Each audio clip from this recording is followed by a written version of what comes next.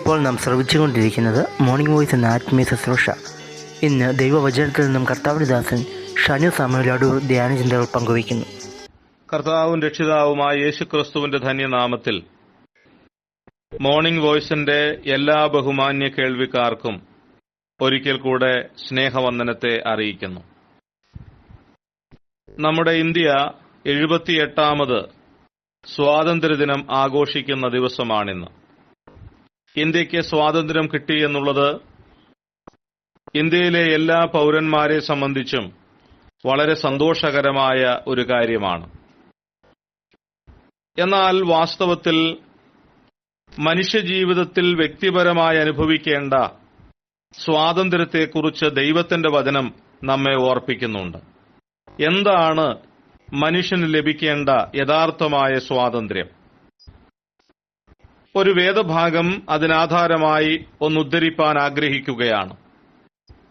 ഗലാത്യലേഖനം 4-ാം അധ്യായം അതിന്റെ 8-ാം വാക്യം നാം ഇങ്ങനെയാണ് വായിക്കുന്നത്: എന്നാൽ അന്ന് നിങ്ങൾ ദൈവത്തെ അറിയാതെ സ്വഭാവത്താൽ ദൈവമല്ലാത്തവർക്ക് അടിമപ്പെട്ടിരുന്നു.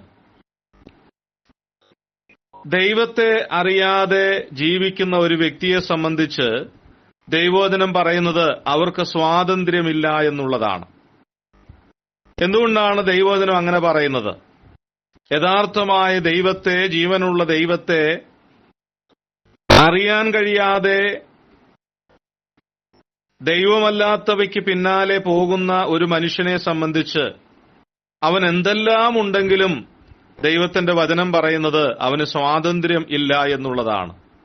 എന്നാൽ എന്താണ് വാസ്തവത്തിൽ സ്വാതന്ത്ര്യം എന്നുള്ളത്? 4-ാം അധ്യായത്തിന്റെ ഗലാത്യലേഖനം 4-ാം അധ്യായത്തിന്റെ 6-7 വാക്യങ്ങളിൽ അത് വെളിപ്പെടുത്തിയിട്ടാണ് താഴോട്ടുള്ള ഭാഗത്ത് ആ കാര്യങ്ങളെക്കുറിച്ച് വിശദീകരിക്കുന്നത്. 6-ാം വാക്യത്തിൽ നാം വായിക്കുന്നത്: നിങ്ങൾ മക്കളാകൊണ്ട് അബ്ബാ പിതാവേ എന്ന് വിളിക്കുന്ന സ്വപുത്രന്റെ ആത്മാവിനെ ദൈവം നമ്മുടെ ഹൃദയങ്ങളിൽ അയച്ചു. അങ്ങനെ നീ ഇനി ദാസനല്ല, പുത്രനത്രേ. പുത്രനെങ്കിലോ ദൈവത്താൽ അവകാശിയുമാകുന്നു. ദൈവത്തെ അറിയാതെ സ്വാതന്ത്ര്യമില്ലാതെ ജീവിക്കുന്ന മനുഷ്യന് ദൈവമക്കളാകുവാനുള്ള സ്വാതന്ത്ര്യം ദൈവം നൽകിയിരിക്കുന്നു. ഒരുവൻ ദൈവത്തെ അറിഞ്ഞ് ദൈവമകനായി മകളായി തീരുമ്പോഴാണ് വാസ്തവത്തിൽ അവർക്ക് സ്വാതന്ത്ര്യം ലഭിക്കുന്നത്.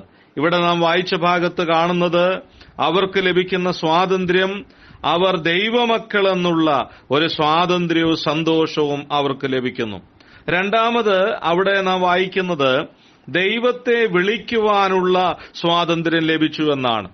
നമ്മൾ ആദ്യം വായിച്ച ഭാഗത്ത് കണ്ടത് ഒരു കാലത്ത് ദൈവത്തോട് അടുത്തു വരുവാൻ കഴിയാതെ, ദൈവത്തെ പിതാവേ എന്നും അബ്ബാ എന്നും വിളിക്കുവാൻ കഴിയാതെ ദൈവത്തിൽ നിന്ന് അകന്നുപോയി ജീവിച്ച ഒരു മനുഷ്യൻ. അങ്ങനെയുള്ളവരെ കുറിച്ച് പറയുകയാണ്, അവർ ദൈവമല്ലാത്തവർക്ക് അടിമപ്പെട്ടിരുന്നു. ദൈവമല്ലാത്തവയ്ക്ക് അടിമപ്പെട്ട ജീവിതം.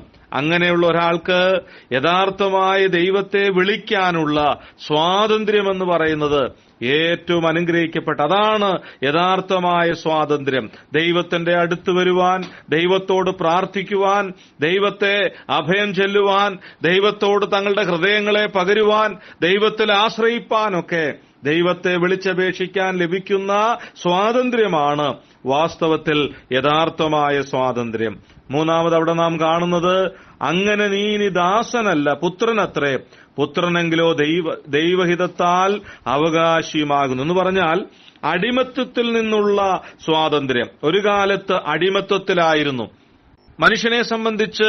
എന്ത് അടിമത്വമായിരുന്നു അവനുണ്ട്? വിവിധ നിലകളിലുള്ള അടിമത്വത്തെക്കുറിച്ച് നമുക്കറിയാം. എന്നാൽ ഒരു മനുഷ്യനെ സംബന്ധിച്ച് ഏറ്റവും വലിയ അടിമത്വം എന്ന് പറയുന്നത് പാപത്തിന്റെ അടിമത്വമാണ്.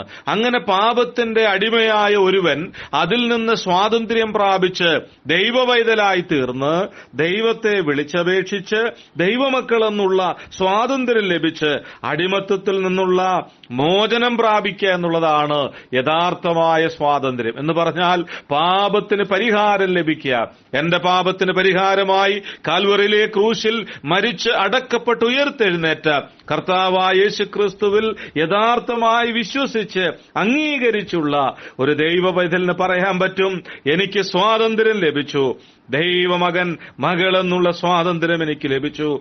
പോരാ, എനിക്ക് സ്വാതന്ത്ര്യം ലഭിച്ചു. ദൈവത്തെ വിളിക്കാനുള്ള സ്വാതന്ത്ര്യം എനിക്ക് ലഭിച്ചു. എനിക്ക് പാപത്തിന്റെ അടിമത്തത്തിൽ നിന്ന് സ്വാതന്ത്ര്യം ലഭിച്ചു. എത്രയോ സന്തോഷകരമായൊരു കാര്യം. ഇതാണ് യഥാർത്ഥത്തിൽ ഒരു മനുഷ്യന്റെ ജീവിതത്തിൽ ഉണ്ടാകേണ്ട സ്വാതന്ത്ര്യം. നമുക്കറിയാം, അങ്ങനെ ലഭിച്ച ദൈവമക്കളെ സംബന്ധിച്ച് എത്രയോ സന്തോഷകരമായ കാര്യമാണ് ദൈവത്തിന്റെ മക്കൾ എന്ന് വിളിക്കപ്പെടാൻ കഴിയുന്നത്, അങ്ങനെ ആയിത്തീരാൻ കഴിയുന്നത് എത്രയോ അനുഗ്രഹിക്കപ്പെട്ട സന്തോഷകരമായൊരു കാര്യമാണ്. മാത്രമല്ല, ദൈവത്തെ വിളിക്കാൻ അതൊക്കെ നിസാരമായി ചിന്തിക്കേണ്ട ഒരു കാര്യമല്ല. നമ്മുടെ നാവിൽ ദൈവത്തിനൊരു പാട്ട് പാടുവാൻ, നമ്മുടെ ആവശ്യങ്ങൾ ദൈവത്തോട് അറിയിക്കുവാൻ, നമുക്കേതു സമയത്തും ദൈവത്തിന്റെ സന്നിധിയിൽ അടുത്തു വരുവാൻ കഴിയുന്ന ആ വലിയ സ്വാതന്ത്ര്യം അത് ദൈവമക്കളായി തീർന്നവർക്ക് ലഭിക്കുന്നതാണ്. അത് ലഭിച്ചവരെ ഓർത്ത് ഞാൻ ദൈവത്തെ സ്തുതിക്കുകയാണ്. പോരാ, പാപത്തിന്റെ അടിമത്തത്തിൽ നിന്നുള്ള സ്വാതന്ത്ര്യം. ഒരു കാലത്ത് പാപത്തിന്റെ അടിമത്തത്തിൽ ശത്രുവായ പിശാചിന് അടിമപ്പെട്ട് യാതൊരു സ്വാതന്ത്ര്യവുമില്ലാതെ എന്നേക്കും കെട്ടപ്പെട്ടവരായി നിത്യനരകത്തിലേക്ക് പോകേണ്ടിയിരുന്ന നമുക്ക് സ്വാതന്ത്ര്യം തന്നു. ക്രിസ്തു നമുക്ക് സാക്ഷാൽ സ്വാതന്ത്ര്യം തന്നു. ക്രിസ്തുവിലുള്ള യഥാർത്ഥമായ സ്വാതന്ത്ര്യം അതനുഭവിക്കാൻ കഴിയുന്നത് നമ്മളെ സംബന്ധിച്ച് ഏറ്റവും സന്തോഷകരമായ കാര്യമാണ്. ഇന്നത്തെ സ്വാതന്ത്ര്യ ദിനത്തിൽ ആ സ്വാതന്ത്ര്യം അനുഭവിക്കുന്ന എത്ര പേരുണ്ട്? അങ്ങനെയാണെങ്കിൽ നമുക്ക് ഒരുമിച്ച് പറയാം, ദൈവം നമുക്ക് യഥാർത്ഥമായ സ്വാതന്ത്ര്യം തന്നു. ദൈവത്തിന് സ്തോത്രം. അങ്ങനെ അനുഭവിച്ചുകൊണ്ട് വരുന്ന നാളുകളിൽ ജീവിപ്പാൻ ദൈവം നമുക്ക് ഏവർക്കും കൃപ നൽകട്ടെ. നമുക്കൊരു വാക്ക് പ്രാർത്ഥിച്ച് അവസാനിപ്പിക്കാം. ഞങ്ങളുടെ കർത്താവേ, ഈ നല്ല സമയത്തിനായിട്ട് സ്തോത്രം. ഇന്ന് ഞങ്ങളുടെ ജീവിതത്തിൽ അവിടുന്ന് കേൾപ്പിച്ച നല്ല വചനങ്ങൾക്കായി സ്തോത്രം. കർത്താവേ, ക്രിസ്തുവിലൂടെ ഞങ്ങൾക്ക് ലഭിച്ച വലിയ സ്വാതന്ത്ര്യത്തിനായിട്ട് ഞങ്ങൾ അങ്ങേ സ്തുതിക്കുന്നു. ക്രിസ്തു ഞങ്ങൾക്ക് തന്നത് സാക്ഷാൽ സ്വാതന്ത്ര്യമാണ്. പാപത്തിന്റെ അടിമത്തത്തിലായിരുന്ന ഞങ്ങൾക്ക് ദൈവമക്കളായി തീരുവാൻ, ദൈവത്തെ വിളിച്ചപേക്ഷിക്കുവാനുള്ള വലിയ സ്വാതന്ത്ര്യം തന്നതുകൊണ്ട് സ്തോത്രം. കർത്താവെ, ആരെങ്കിലും ഈ സ്വാതന്ത്ര്യം അനുഭവിക്കാതെ ഇന്നും അടിമകളായി, പാപത്തിന്റെ അടിമകളായി ജീവിക്കുന്നുണ്ടെങ്കിൽ അവർക്കും യഥാർത്ഥ സ്വാതന്ത്ര്യം അനുഭവിപ്പാൻ അവിടുന്ന് കൃപ നൽകണമേ. ഞങ്ങളെ ഇത്രത്തോളം കരുതിയതിനായിട്ട് സ്തോത്രം. ഞങ്ങളുടെ ദേശത്ത് തുടർന്നും സമാധാനത്തോടെ ജീവിപ്പാൻ, ഈ സ്വാതന്ത്ര്യത്തിന്റെ വക്താക്കളായി ദൈവത്തെ മഹത്വപ്പെടുത്തി വരുന്ന ദിവസങ്ങളിലായിരിക്കാൻ ഞങ്ങളുടെ എല്ലാ ബഹുമാന്യ കേൾവിക്കാർക്കും അവിടുന്ന് കൃപ നൽകണം, അവിടുന്ന് സഹായിക്കണം. ഇത്രത്തോളം ഞങ്ങളെ കരുതിയതിനായിട്ട് സ്തോത്രം. എല്ലാ മഹത്വവും ഞങ്ങൾ അങ്ങേക്ക് തരുന്നു, യേശു കർത്താവിന്റെ ധന്യമായ നാമത്തിൽ തന്നെ. ആമേൻ.